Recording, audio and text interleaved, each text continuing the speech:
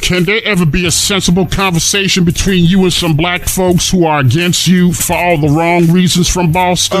No. Despite that, the truth you have experienced over the years in that city or in the black communities. To be honest with you, I don't think that is possible today. Most people, especially some black folks in that city, ain't trying to have no real true conversation. Because in their minds, they're always right. They never wrong in anything what they say. They never make mistakes, thinking they are perfect in their logic. Oh, yeah. They believe that their validation and their perception about you and I negatively is the God-honest truth. Of course. Focusing on just the negative and never the positive of that individual. If they feel like they are threatened by your truth of experience living in Boston, they will either try and talk over you, just to be sure you don't get another word in, or any word in at all. Oh, no doubt. Or they'll just change the subject intentionally in the middle of the conversation and talk about you on something else by questioning your personal life and your character that don't got nothing to do with the original discussion we should have been talking about as justification. True. This is all about laying out the guilt trips about you to make you feel ashamed and less than, validating their perceptions on you, thinking what they say about you is the factual truth. Wow. And you wonder why I don't get into conversations with most of these Negroes who don't really want a real conversation. Exactly. They want an argument to justify their falsified beliefs about you. That's what I'm saying. Especially dealing with Negroes from Boston who think they know more about you and your life and your character from a false negative standpoint. Sure. Better than that individual you keep cutting off who's trying to talk or answer your question,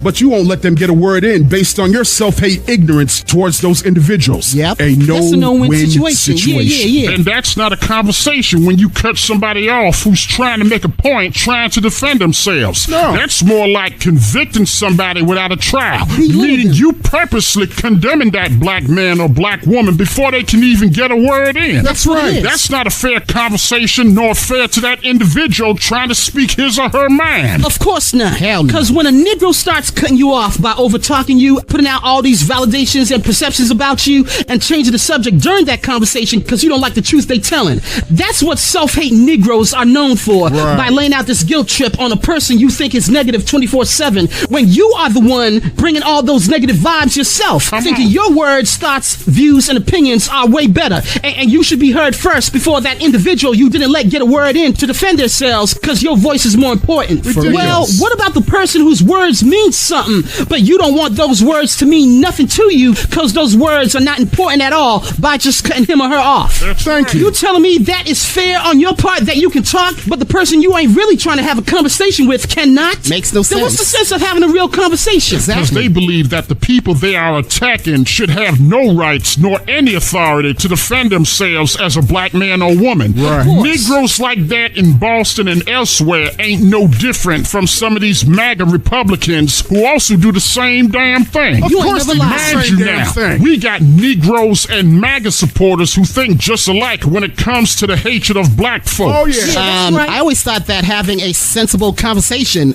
was about two or more people involved, where each take their turns to say what they need to say. So we I thought. didn't know that having a true conversation that involves two or more people, where that one individual across from you is doing all the talking while others just shut up and listen without even getting a word in, knowing everything negative as they claim about that person you think is a bad influence. Right. But at the same time, they're not allowed to speak for themselves. It's my way or the highway. What? That's a conversation? Well, if that's the case, then that was nothing more but a waste of my valuable time if that so-called conversation was never legit from the get-go. Exactly. This is what I have dealt with in the city of Boston. This is one of the reasons why I stopped talking to the majority of black and brown folks in that city, because they feel that the truth I'm telling embarrasses them. That's when they start acting a damn fool and very toxic, being self-hateful, judging you as a person and your character. Well, that's Again, too damn like right. what Charlamagne the God says all the time.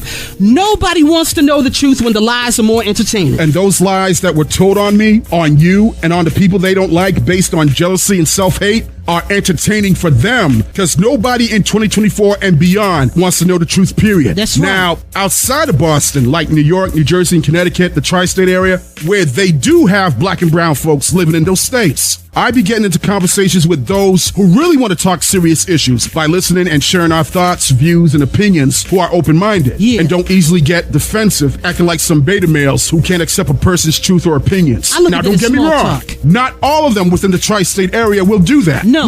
But when anytime I attend the annual National Action Network hosted by Reverend 𝗚𝗓𝗓 here in NYC, I get into plenty of conversations with black folks all the time. Oh, yeah. Especially those coming from down south to the NAN convention. Yeah. Most of the time, there's no arguments, no self-hatred, no one making false narratives, perceptions, or validations about each other while at that event. Good. Especially when black folks come from down south to the NAN convention, getting right into a conversation. Yeah. And as a black man, I ain't never felt so good in years. What? Only to get into a positive conversation with some black folks down south. And like I say all the time on this program, those are the kind of black people I don't mind talking to. Oh, no. That's positive vibe and love right there. Yes. Coming from our people who are not about that hate, No. that self-hatred, No. and discrediting our own people based on self-hate. You ain't lying. We need more Because of this. what I knew throughout the years, Stefan, black folks down south love to conversate, love to get into a conversation. Yeah. I've seen that firsthand at the NAN convention years ago. Oh, when yeah. anytime I attend, Yeah. they will talk with you almost for an hour or more on what's going on in general when it comes to being black in America. That's one of the few things I love about black people down south. Right, me I mean, too. you may not know them from a hole in the wall, but they'll start getting into a conversation with you. Yeah. I've been noticing that for years. So did Black I. folks down south are way different than black folks up here north. Oh, yeah. Now, not all black folks are like that down south. No. But the majority of them will start a conversation with our own. Right. Some of Now, them we will. know we got some self-hate, toxic-ass Negroes up north, like from Boston, who ain't trying to have no real true conversation with their own people No. who they do not like for no goddamn reason. Oh, of course Say not. what? I'd rather talk to an honest brother or sister from Atlanta or Virginia or the Carolinas who Yes. got open-minded sense before I even think about talking to some of these ignorant ass niggas from Boston up north, Right. who got no goddamn respect for their own people nor themselves. Exactly. Boston is known way too much for that bullshit. New York City is like that too. Yeah, Oh, I'm not letting them off the hook. Different? No way. Come on. I love NYC. Yeah, no However, doubt, but- there's some Negroes that are just as plain ignorant as black folks back in Boston. Oh, you Make ain't no never lied. mistake. Oh, yeah. But Negroes in Boston, in my opinion, got it 10 times worse. I agree. I should know. And like I said,